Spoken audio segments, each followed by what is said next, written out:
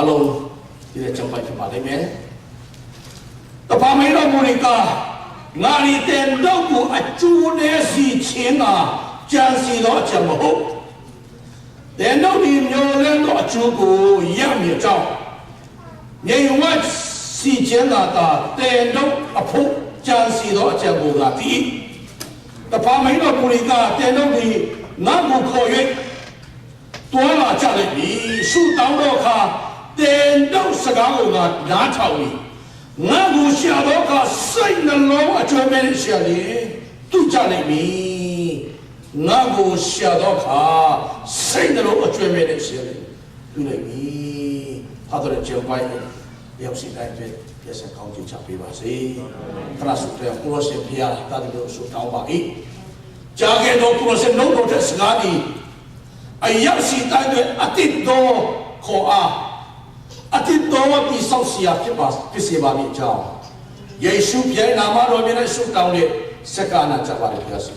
အာမင်အာမင်ဒီကနေ့ချစ်တော်မိတ်ဆွေကျွန်တော်ခေါ်အားပေးလို့ပါတယ်ကျွန်တော်ကူးကွယ်တဲ့ဖျားစေဟာယနေ့မနေ့နောက်ကာလမပြောင်းလဲတဲ့ဖျားစေဖြစ်ပါတယ်ဟာလေလုယာနံပါတ်1နံပါတ်2ချက်နေတဲ့တီချင်းမြစ်စုမှန်ကိုအောင်မြင်တဲ့ဖျားစေဖြစ်ပါတယ်နော်တီချင်းတရားကိုရင်ဆိုင်ပြီးတော့မှပြင်လေထားမြောက်ခြင်းမရှိတဲ့ဘုရားမျိုးမဟုတ်ပါဘူးအားလုံး yes yes hallelujah ကျွန်တော်ကူးကွယ်တဲ့ဘုရားရှိခိုးနော်ဘုရားရှိခိုးဒီလောကမှာဘုရားအများကြီးထဲမှာတီချင်းမြစ်စုမှာကိုအောင်မြင်တဲ့ဘုရားကိုကျွန်တော်ကူးကွယ်နေတာဖြစ်ပါတယ်ခရစ်တော်ယေရှုကငါဒီ3ရက်မြောက်သောနေ့မှာငါရှင်ပြထမြောက်မယ်လို့ပြောထားပါတယ်သူကတိပြောတဲ့အတိုင်းပဲရှင်ပြထမြောက်တဲ့ဘုရားရှင်ဖြစ်ပြီးတော့ကယနေ့အထိကျွန်တော်တို့အတွက်ဆုတောင်းပြီးနေတဲ့ဘုရားရှင်ဖြစ်ပါတယ်ဟာလေလုယာကျွန်တော်တို့နဲ့အတူရှိတဲ့ဘုရားရှင်ဖြစ်တယ်အေမာနွေနာဘုရားဖြစ်ပါတယ်ကျွန်တော်တို့ကိုအမြဲတမ်းဆောင်ကြည့်ပြီးကျွန်တော်တို့နဲ့အတူရှိတဲ့ဘုရားရှင်ဖြစ်တယ်ဆိုတော့ကိုအတိတ်ကမှကျွန်တော်ခေါ်ပေးလို့ပါလေဟာလေလုယာလာကြောင့်အခါတည်းကျွန်တော်တယောက်တည်းပဲနေတဲ့အခါမှာတော့ကောင်းအထူးသဖြင့်ကျွန်တော်အမေရိကကိုရောက်တဲ့အခါမှာအမေရိကရောက်တဲ့အခါမှာဘာကျွန်တော်ဘာခါစားတယ်ဆိုတော့များများလူတွေကအထီးကျန်ဘောကိုခါစားတယ်အထီးကျန်ဘောနော်အထီးကျန်ဘောလို့ခေါ်တဲ့အခါမှာအထူးသဖြင့်ဒီချိန်ဒီအခါမှာတော့လူတော်များ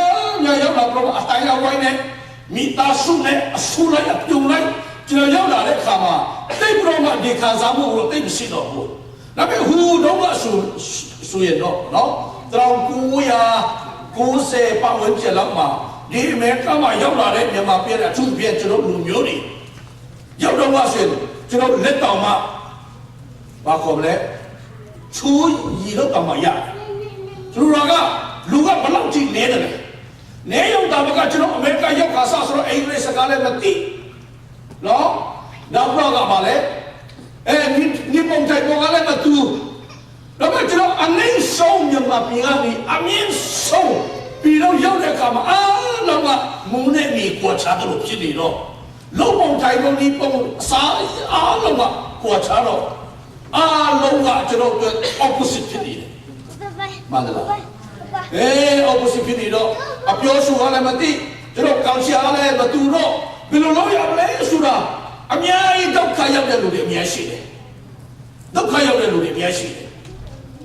သူတို့ပဲအလုံးလုံးရတယ်တော့တောင်းတရတယ်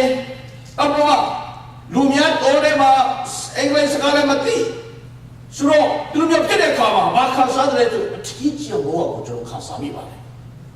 ထိုနည်းသူဒီချိန်ဒီခါမှာလေကျွန်တော်မပြောဝင်းနဲ့မပြောချင်တဲ့အသက်တာကျွန်တော်စိတ်သုံးထဲမှာအထီးကျန်ဘောကိုခါစားမိတဲ့တို့ချုပ်တွေရှိကောင်းရှိလိမ့်မယ်လို့ကျွန်တော်ခါစားမိပါတယ်သူတို့ပြည့်သူပြောနေတယ်ခုသူစတောင်းလို့တာဖြစ်နေရဒီကိုမလို့လေနော်ခါစားမယ်လို့ကျွန်တော်ယုံကြည်မိတယ်အချိန်ကလည်းလုံးကုန်လုံးနေပြီ တက်ကြတဲ့ပြီးတော်နေတော့ဘလို့မြတ်ဖြစ်လာတယ်ဖျားဘလို့လဲရှုတောင်းတော့မချဘူးလားဆိုတဲ့စိတ်ပိုင်းဆိုင်ရာအချင်းချင်းဘောပေါ့နော်မြတ်ရှိကောင်းရှိလိုက်မယ်ရှိကောင်းရှိလိုက်မိသားစုထဲမှာအလုပ်ပိုင်းဆိုင်ရာမှာနော်ဒါတော့အတိုင်းဝိုင်းနဲ့အဆက်တွေးပါအိုးကျွန်တော်ရဲ့အတိုင်းဝိုင်းငါ့ကိုပြစ်ပြထားပြီငါ့ကိုမခေါ်တော့ဘူးရှိကောင်းရှိလိုက်မယ်ချစ်တော်မြတ်ရှိကောင်းရှိလိုက်မယ်နော်အလုပ်နဲ့အစင်မပြီးဘူးဒီအလုပ်ရတဲ့အစင်မပြီးဘူးဒီအလုပ်ရတဲ့အစင်မပြီးဘူးကိုရှုံးနေမရဘူးကွန်ပဏီကိုတော့လည်းမရဘူးဘယ်လိုလဲကိုရှင်ကဒီလောက်ထိရှုတောင်းနေတာမချဘူးလားအထီးချင်ဘဝကိုခန်းစားနေတဲ့လူတစ်ချောင်းကြီးရှိကောင်းရှိပါလိမ့်မယ်ရှိပါလိမ့်မယ်ချစ်တော်မိတ်ဆွေဒီချိန်မှာအလုပ်ကအစင်မပြီးတဲ့တရားကွန်ပဏီကအစင်မပြီးတဲ့တရားမိသားစုကအစင်မပြီးတဲ့တရားနော်အတိုင်းဝိုင်းကအစင်မပြီးတဲ့တရားကျွန်တော်တို့ရဲ့အခြေအနေကိုသိတဲ့လူတစ်ယောက်ကျွန်တော်မျက်စိနဲ့မမြင်နိုင်တဲ့အမြဲတမ်း unseen guest တချို့အင်္ဂလိပ်ရောက်တဲ့ခါမှာ unseen guest ကကျွန်တော်ရဲ့စကားတန်တွေကိုနားထောင်နေတယ်ဒီပုဂ္ဂိုလ်ကကျွန်တော်တို့ရဲ့အတူရှိတဲ့အေမာနွေလဖြစ်ပါတယ်အာမင်ဟာလေလုယာဘုရားရှင်ကကျွန်တော်ရဲ့အတန်ကိုသူက record လုပ်နေတယ်နော်ဘာလို့ပြောတယ်ဆိုတာကျွန်တော်ကမပြောဘူးတော့ဘုရားရှင်က record လုပ်နေတယ်သူနေသူကျွန်တော်တို့ရဲ့ဘဝဘယ်လိုအချင်းရောက်ဘယ်လိုပဲနေအထီးချင်ဘဝပဲနေဘုရားရှင်ကအကျဉ်းစီတခုရှိပါတယ်ကျွန်တော်မေ့ဆိုအဲ့လိုတိုင်းဖျက်ဆဲကောင်းကြည့်ပြပါဒီအကျဉ်းစီကတင်တော့အကျိုးနဲ့ဘူးရတဲ့ငါကျန်စီတဲ့အကျဉ်းမဟုတ်အကျိုးစီဘူးရတဲ့ကျန်ရွေးတဲ့အကျဉ်းစီဖြစ်တယ်အဲ့လိုတိုင်းဖျက်ဆဲကောင်းလေးခုတ်ပြရအောင်ယေရှုနာမတော်ကိုဘုရားရှိပါစေဟာလေလုယာအကြောင်းကျွန်တော်ဘုရားရဲ့ဘုရားရှင်ဟာ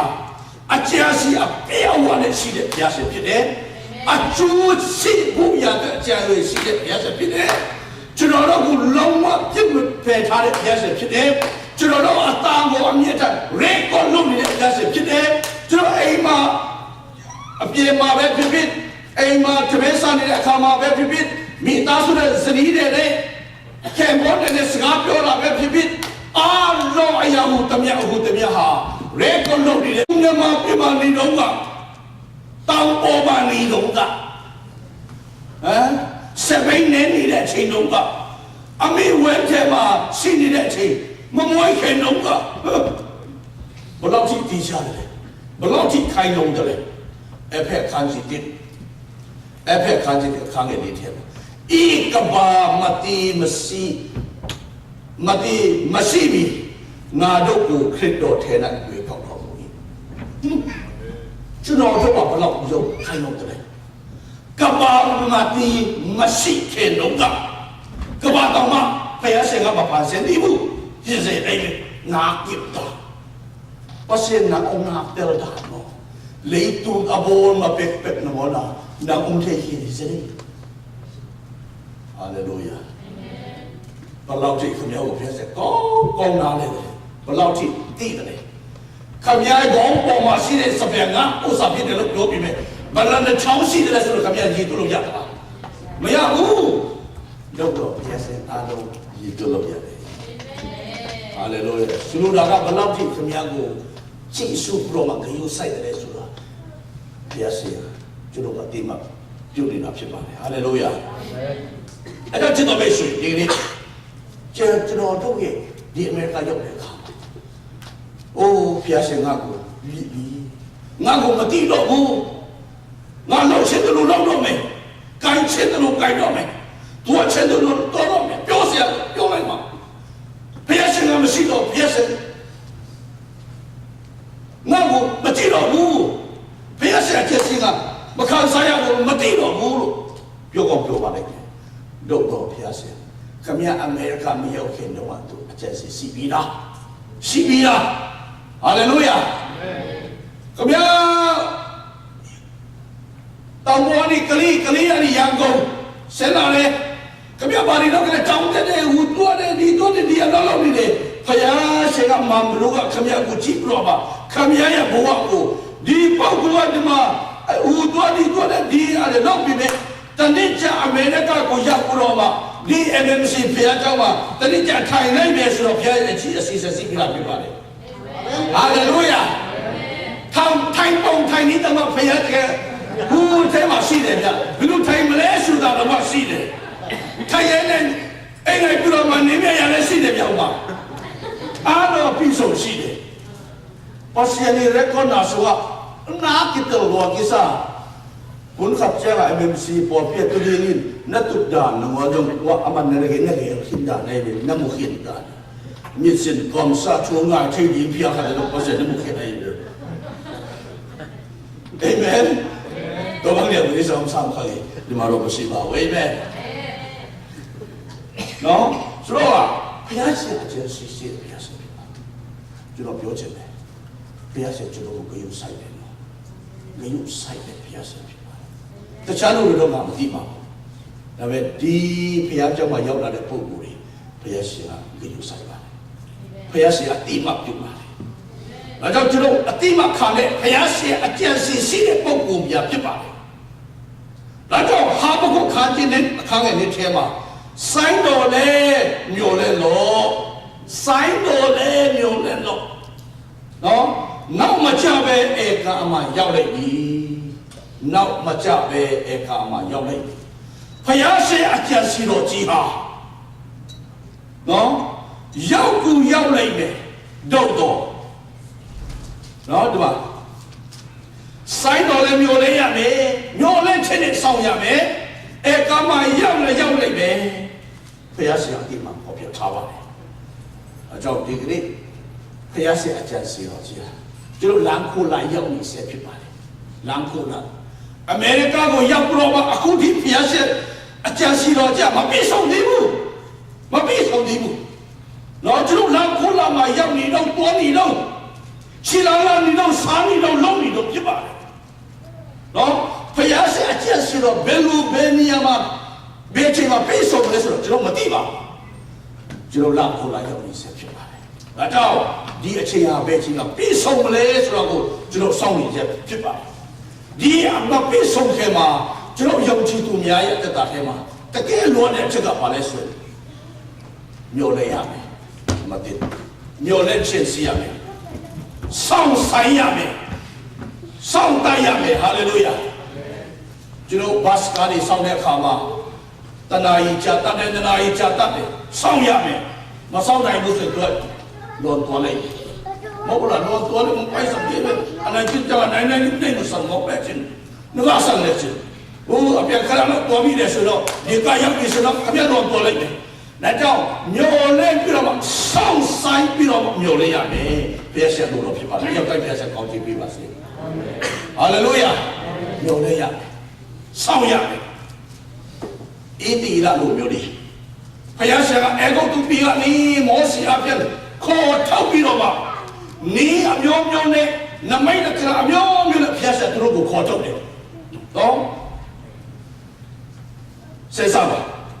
နေအမျိုးမျိုးနဲ့နမိတ်ကအမျိုးမျိုးနဲ့ခေါ်ထုတ်ပြီးတော့မှလမ်းခုလာရောက်တဲ့အခါမှာဘိုက်စားလေညီကွေစိတ်ဓာတ်ချနော်ဒေါသထွက်ပြီမောရှိဘလူးနဲ့သမင်းစားဆက်မရှိဘူးလားလမ်းခိုးလာရောက်နေတဲ့အချိန်မှာအဲ့ဒါစစ်စီးချက်ဖြစ်နေပြီစစ်စီးချက်ကျွန်တော်ဒီလမ်းခိုးလာရောက်နေတဲ့အမေရိကရောက်လာတယ်ဘုရားရှင်ကကျွန်တော်ကိုအိမ်ပြီးတယ်ယာပြီးတယ်ဇနီးပြီးတယ်သားသမီးတွေပြီးတယ်ထေမောတဲ့ပြီးတယ်မဟုတ်လားအာမင်ဒီစနေပြီထေမောတဲ့ပြီးတယ်ဇနီးတွေပြီးတယ်သားသမီးတွေအလုပ်ပြီးတယ်အိမ်ပြီးတယ်ယာပြီးတယ်တကယ်ချင်းတွေပြီးတယ်ကားပြီးတယ်မြောက်မြတ်စွာပြီးနေပြီပိုက်ဆံပြီးနေတယ်အဝတ်စားပြီးတယ်အများကြီးပြီးတယ်လမ်းခိုးလာမပြီးဆုံးသေးဘူးမပြီးဆိုင်တော့လမ်းခိုးလာရုပ်နေတဲ့အချိန်ဤတီလာလို့ပြောတယ်ကတခုခုပြတ်လာကြုံလာတဲ့ခါမှာမောစီပဲဖြစ်လာတဲ့ခါမှာဤတီလာနေ底耶，瑞达底耶，多大出钱摩哈，一拿有没有叫摩西啊？你识不翻来？摩西讲啥的话？摩西啊，识时数高手ဖြစ်တယ်လို့讲啥的嘛？我别谈了，不估计啊。ဒီနောက်သူရဲ့ပြိတ္တဒီဣသရေလလူမျိုးတွေကနေရာမျိုးမျိုးနဲ့ဒုက္ခရောက်ပြီးတော့မှရီစားတယ်၊သမင်းစားတယ်ပြတ်တော်မျိုးဆိုတဲ့မောရှိဘူကောင်းပေါ်မှာရောက်လာတဲ့အခါမှာမောရှိကမခံနိုင်တော့ဘူးစိတ်တော့တာထွက်တယ်ဒါလည်းဘုရားရှင်ကမောရှိသူတို့ရီတောင်းတယ်ရီပြရမယ်အစာတောင်းတယ်အစာပြရမယ်ဘုရားရှင်ကမောရှိစီဒီကြောင့်ကိုခမရလက်ထက်မှာရှိတဲ့လမ်းတန်နဲ့တက်ချိတ်ထိုးရမယ်ဘုရားရှင်အမြင်ပြောတဲ့အခါမောရှိကလက်ချိတ်နဲ့လက်ချိတ်လိုရပြီးဒေါသထွက်တော့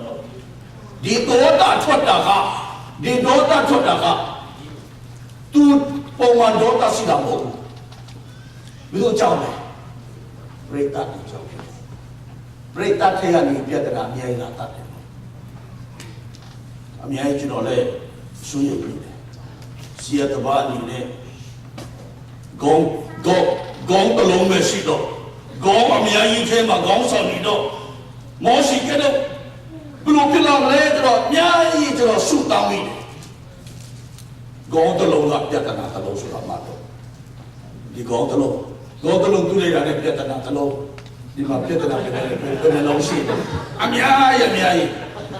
ဒီပြဿနာတွေတခါနဲ့ဆူကြွပြီးတော့မှနေတဲ့ခါနိုင်မှာမဟုတ်တော့ဘူးဤဒီလည်းတောင်းမကခေါင်းကြီးဆိုတော့ပြဿနာကအများကြီးဖြစ်နေတယ်အဲ့ဒါတခါထက်ဆူပွက်လာတဲ့ခါမှာမောရှိကမခါနိုင်တော့ဒါလည်းဘာဖြစ်လဲမောရှိဒီလောက်စိတ်ရှိတဲ့မောရှိကကြောက်လို့တော့ထုတ်လိုက်နတ်ကျိန်ထုတ်လိုက်ဘုရားကအတိမ်ပဲလို့နတ်ကျိန်ထုတ်နေတဲ့တော့ဒေါသနဲ့ထွက်တော့ဘုရားဆက်ဒေါသဆူတယ်မြတ်ဘုရားဆက်လုံးဝမကြိုက်ဘူးလုံးဝမုန်းတဲ့ဘုရားဆက်ဖြစ်တယ်မောရှိခမရနာမတော်တကြိမ်ပဲရမယ်လို့ပြောနတ်ကျိန်ရက်ပြီးတော့ခမရခန္ဓာပြုလို့မျက်စိနဲ့လည်းမြင်တယ်မရောက်ဘူးခမရခြေကတော့မနေရဘူးဘယ်လိုဖြစ်ကုန်လဲกำขัดเบ็ดภาษาดิบแกลงจิเบ็ดใจเรากละอีลงตั้งเหตุนาเลยมิตรเหตุนาลงตั้งไอ้ตัวกบมานาเหตุนาตกขัดเบ็ดสัตว์ที่เป็นนี่เฟอิสัตเลียอินไว้เด้งให้แบบกินลูกเล็ดมอสีภาษาดินอาศัยดินขานังอมุริยาสัพไอ้โซมินตัวอิรานุตังให้แบบกินลูกเล็ดสักมอสีอ๋อนี่เป็นดินนักการบุรีค่ะนักเขตนักบุรีที่นี่จะเรียนเราบอกในสิ่งนี้ดีนี้อเมริกาว่าอย่างไรล้างคู่ละที่นี่ได้ใช่ไหมพยาเสสกาคุณน้าทำตุลูน้ามาทำตุลูพยาเสน้องสีจะได้ก็ป้อนมันลงเนาะมันลงเลยสุดก็ป้อนลงมันมาทำเลยสุดก็ป้อนมาสานเลยสุดก็สามาสุดมาสานนักเรียนใช่ไหมนักเรียนเด็กนักการจิตเนี่ย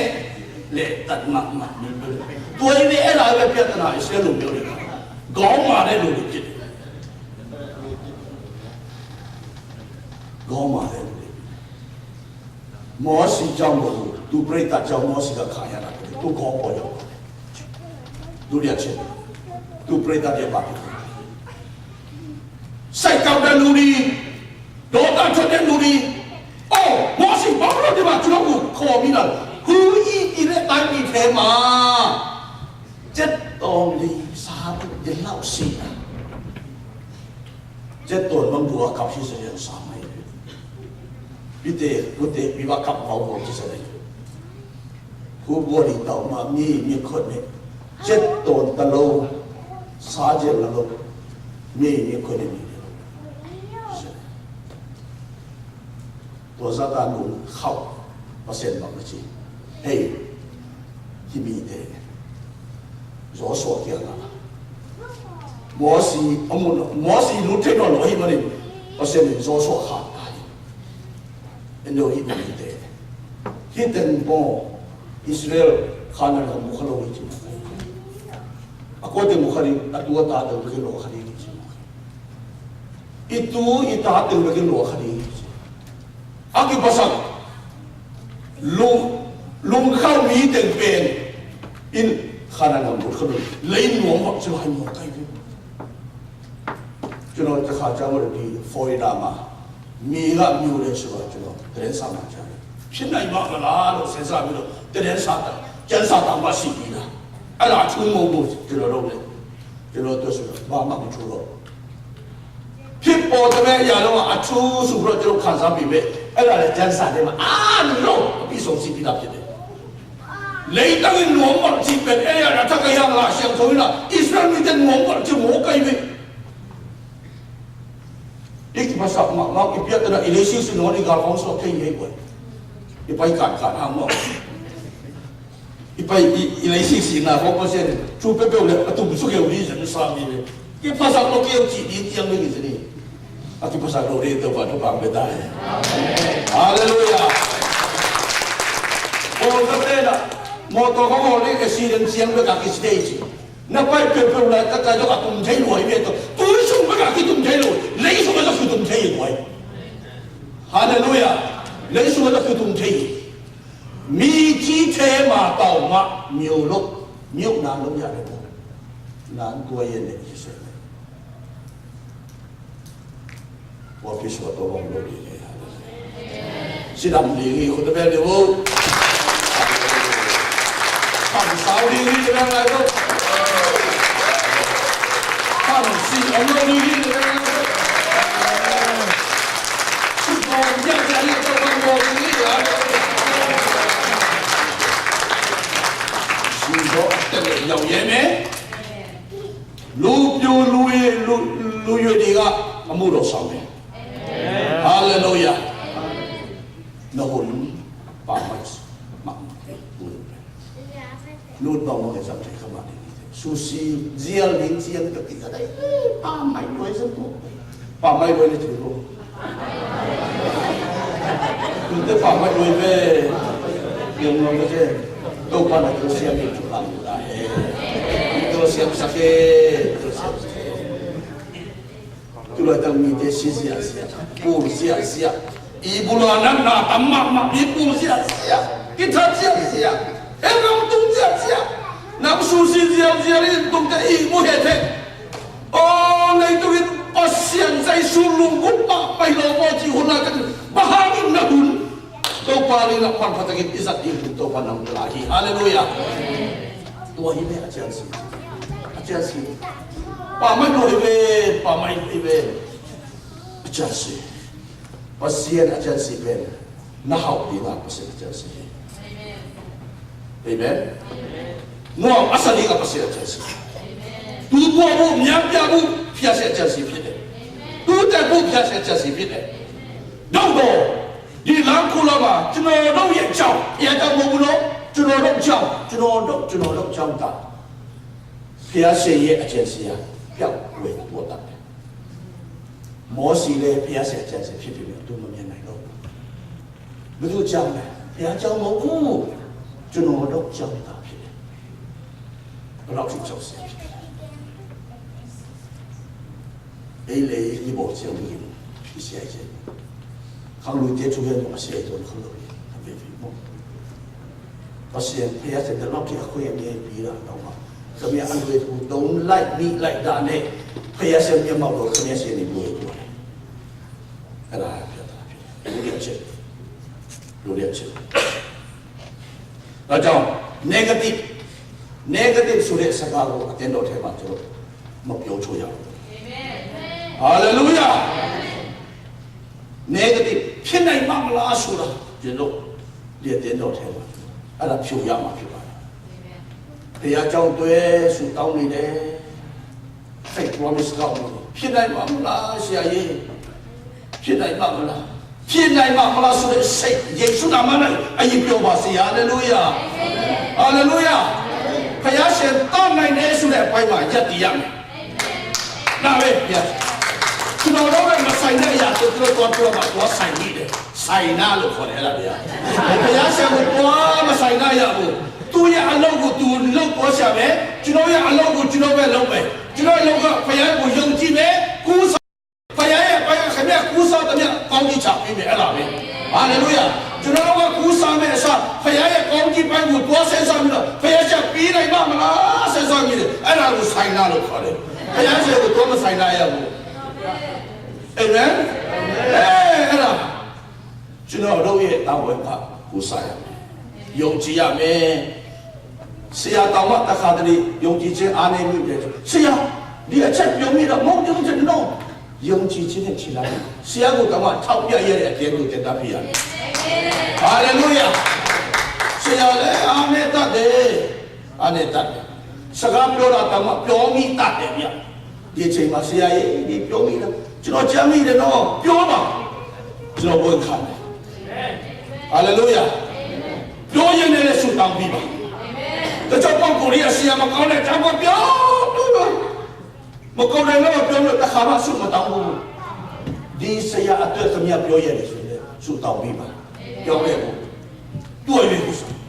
အဲ့ဒီဆိုမျိုးဆိုဆရာတဲ့ကြီးရဲ့ရှိတယ်ဒီအရင်ကနိုင်လောင်တဲ့သူကစားနေနေဟဲ့အာမင်အဲ့ဆိုကမြတ်တော်လို့ဆရာတဲ့ငါကဆရာဒီဆရာဖြစ်နေတယ်ဒီကဆရာမန်ချိုးရဲ့ support ဖြစ်တယ်ဒီစီဖို့တယ်ကျွန်တော်ဆက်စားဆုတောင်းပြီးတဲ့ဒီဆရာဆုမတောင်းမဲ့တူရတဲ့လူတို့ချိုးတယ်ဆရာပေါ်မှာပြန်ရောက်တယ်ဘာလို့လဲဖယားရှင်ကကျွန်တော်လောက်ခဲ့တဲ့ပေါ်မှာဒီကျအရေးကြောက်ကိုဟောပြောတော့တူရမချိနဲ့ဖယားရဲ့ပြီးတဲ့ပုံကိုတော့မချိရဘူးဖြစ်စေဟာလေလုယာကောင်းကြီးခံစားခြင်းနဲ့ဆိုဆုတောင်းပြပါလားအာမင်တို့ရဲ့အချက်တွေနဲ့ဘုရားဆက်အကျင့်စီကပါလဲဆိုကျွန်တော်တို့ရဲ့အသက်တာအဖြစ်ဘုံတော်ထင်ရှားလို့ဖြစ်စေလို့ဖြစ်တယ်ဒီတရာချခန်းကြီးစနစ်ခန်းနဲ့ဆက်တော့ကျွန်တော်တို့ရဲ့အသက်တာအဖြစ်ဖြစ်စေဘုံတော်ထင်ရှားမယ်နော်အဲ့ဒါဖြစ်စေလို့ဖြစ်တယ်ဘုရားရှင်ဘုံတော်ထင်ရှားတဲ့ဆိုတဲ့အခါမှာဘယ်လိုမျိုးလဲဖြစ်စေဘုံတော်ထင်ရှားတယ်ဆိုရင်တော့ပေါ်ရတာပုံတဲ့ပုံဒီမှာနိုင်တယ်ဒီကလေးတွေပါသူတို့ရှိတယ်ဆိုရင်ဆိုတော့လို့ဒီခိုင်းတယ်မန်တိုင်းဟုတ်ပြီဆိုတော့ဘုရားရှင်ရဲ့အကျင့်စေဘုံတော်ထင်ရှားတာကပါလဲဆိုဘုံတော်ထင်ရှားခမည်းရဲ့တက်တာတွေကျွန်တော်တို့ရဲ့တက်တာတွေဘုံတော်ထင်ရှားဖြစ်စေလို့ဖြစ်ပါတယ်ကျွန်တော်တို့အလုပ်ကိုလုပ်တဲ့အခါမှာလူတွေကမမြင်ပါဘူးလို့ပြောလို့ပြီးတော့မြင်တဲ့လူတွေရှိတယ်နော်မမြင်တဲ့လူတွေရှိပြီးမမြင်တဲ့လူတွေလည်းရှိသေးတယ်မြင်တဲ့လူတွေကချက်ချင်းမပြောဘူးဒီတခါငါမြင်ဖို့တဲ့ပုဂ္ဂိုလ်ပဲဖျားကြောင့်ပြောတဲ့ပုဂ္ဂိုလ်ပဲကိုဖျားတစ်ချက်ပေါ်မှာတစ်ချက်ဆိုတဲ့ပုဂ္ဂိုလ်လည်းဖြစ်သေးတယ်လေသူတို့ချက်ချင်းမပြောဘူးငါမြင်ဖို့တလို့ပဲကာနဲ့ချက်ချင်းမပြောရတဲ့တွေ့တဲ့တာပါဖြစ်သွားတယ်ဒီပုဂ္ဂိုလ်အဖြစ်ဘုရားတကယ်နဲ့ကိုယ်ကိုယ်ကိုယ်ဖြစ်တယ်အော်လို့ဆိုဒီပုဂ္ဂိုလ်ကိုတည်တယ်ဘုရားကြောင့်ပြောတယ်တခြင်းစုတယ်ဘုရားစချီးဖို့ပြီးမဲ့မဖဲစမချိုင်တဲ့အရာကိုတွားတောင်းနဲ့တွားကိုင်မိတဲ့အခါမှာဒီပုဂ္ဂိုလ်ရဲ့အတ္တမှာထိမိလဲဆက်ဖြစ်သွားတယ်အဲ့ဒါလေထိမိလဲဆက်ဖြစ်သွားတော့ဘာဖြစ်လဲဘုရားဆက်ဘုံတော်ထင်ရှားတော့ဒါကြောင့်ကျွန်တော်တို့ရဲ့တက်တာအဖြစ်ဘုရားဆက်ဘုံတော်ထင်ရှားဖို့ဒီတနာကျမ်းစာကပြောထားဒီလောကမှာလူတယောက်အနေနဲ့ဖြစ်လာခြင်းအမှုဟာဘုရားဆက်ဘုံတော်ထင်ရှားဖို့နဲ့သူ့ရဲ့ပြည့်ညတ်တော်ကိုလိုက်ရှောက်နာလေဘုရားတစ်ဖြစ်ဆက်လို့ဖြစ်တယ်ဟာလေလုယာအဲ့ဒါအခုသားနဲ့ကျွန်တော်ဒီလောကမှာမွေးရခြင်းဖြစ်ပါတယ်နော်ဘာလုံးရှိရလုံးကိုပြည့်စုံမွေးခိုင်းတာမဟုတ်ဘူးဒီလောကလုံးကိုဖျားရှိဖို့လို့ထင်စားငါတုံးချက်နေတယ်တုံးချက်နေတယ်ရှေးရောက်ခန်းကြီးတုံးခန်းနဲ့ဆက်ခေါ်နေပါဒီလောကမှာရှိတဲ့လူတိုင်းအားလုံးကကဲတင်ချင်းရဖို့ရတဲ့ဖျားရှိဖို့ဖြစ်တယ်ဟာလေလုယာ ဒီကနေ့ချစ်တော်မိတ်ဆွေတင်းရဲ့တက်တာထဲမှာကဲတင်ချင်းစိတ်ချမှုစီတီမှုဆွေအချိန်မနှောင်းခဲ့အချိန်မနှောင်းခဲ့ဒီအချိန်ဟာအကောင်းဆုံးသောအချိန်ဖြစ်တယ်။တာမိုးစီဆုံးသောအချိန်ဖြစ်တဲ့ကြောင့်ချစ်တော်မိတ်ဆွေရဲ့တက်တာလုံးဝစိတ်ချမှုမရှိသေးဘူးကဲတင်ချင်းတဲ့လက်ခံနိုင်ဒီမှုဆွေဒီအချိန်ကလက်ခံဖို့ရတဲ့အတင်းပေါ်ဆုံးသောအချိန်ဖြစ်တယ်။ဘာဖြစ်လို့လဲဆိုဒီဟာဖယားစေကြီးမာတော့ကြံစီတော့ဖြစ်ပါတယ်လူတိုင်းကကဲတင်ချင်းရဖြစ်စေလို့ဖြစ်ပါတယ်လူတိုင်းကတကယ်ပြဿနာဖြစ်တာကဖယားကြောင့်တော့ပြီးတော့မှကဲတင်ချင်းမြတ်ကောင်းကင်ကမြောက်တာကပြဿနာရှိဆုံးဖြစ်တယ်ဘယ်ကိလုံးပိုင်လုံးလို့အမိုင်းဘောတော့သူဖြစ်ဘောတုံကမ်တုလုံးကြည့်ကြနောက်ဆုံးဝိုင်းဝိုင်း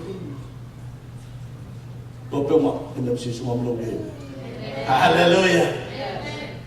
အဲ့ဒါကျွန်တော်လည်းမခံနိုင်ဟာလေလုယာဘုရားကြောင့်စီဆုံးမထိုင်တဲ့လူကလည်းခေါင်းဆောင်ဝိညာဉ်ပိုင်းဆိုင်တဲ့ခေါင်းဆောင်ဖြစ်ရတယ်စီမထိုင်ရတဲ့ဆိုခေါင်းဆောင်ဝိညာဉ်ပိုင်းဆိုင်တဲ့ခေါင်းဆောင်ဖြစ်ရမယ်လို့ပြရတယ်စီမထိုင်ရတဲ့မှာကောင်းကင်ကမြောင်းနဲ့ရရောက်တဲ့ပုဂ္ဂိုလ်ရှိတဲ့ဘလို့ရည်စားဖြစ်ပြီလေနောက်တော့ဘာပါရောအမှန်တော့ဆိုပါလို့ပေါ်ပြပေါ်ပါဆိုပေါ်ရပြီတော့လုံလောငယ်ငယ်ကိုကြည့်တဲ့တပ်လေးတော့တဲ့ကိုပေါ်ပက်တော့ဘာလို့ဖြစ်တဲ့စားလေဟာလေလုယာပေါ်ပမီတဲ့သူမီတဲ့လေသူမီတဲ့ကဲကဲချေပြီးဝလည်းကြရမယ်ယုံကြည်မြဖြစ်စေကိုချီးမွမ်းမယ်ပြောဆိုမယ်ဝိညာဉ်ပြောဆိုလို့သူမျိုးစုတောင်းရမယ်ပြီးကြရမယ်အချိန်လို့ရမယ်ပါဝင်ရမယ်အဲ့ဒါကဘုရားဆက်ချီးမတဲ့အချက်စီဖြစ်တဲ့အယုတ်တိုင်းဖြစ်တဲ့ခေါ်ကြည့်ပါစေဟာလေလုယာဟာလေလုယာဒါကြောင့်ဒီအကျဉ်းစီတော်ဟာကျွန်တော်တို့ကောင်းစားမှုကြီးပွားမှုဘုံတော်ထင်ရှားမှုကဲတင်ချင်းတရားလက်ခံယုံကြည်မှုနဲ့ကောင်းကင်ကရောက်မှုရဲ့ဘုရားဆက်ခြင်းမတဲ့အကျဉ်းစီဖြစ်တဲ့အတွက်ကြောင့်ဒီအကျဉ်းစီတော်ကြီးဟာအရောက်စီတိုင်းမိသားစုအားလုံးရဲ့တက်တာထဲမှာအတိတ်ပါတဲ့ပါစေအားလုံးတည်းပြီးတော့ကြည့်ပြီးကျွန်တော်တခြင်းဘုရားဆိုရ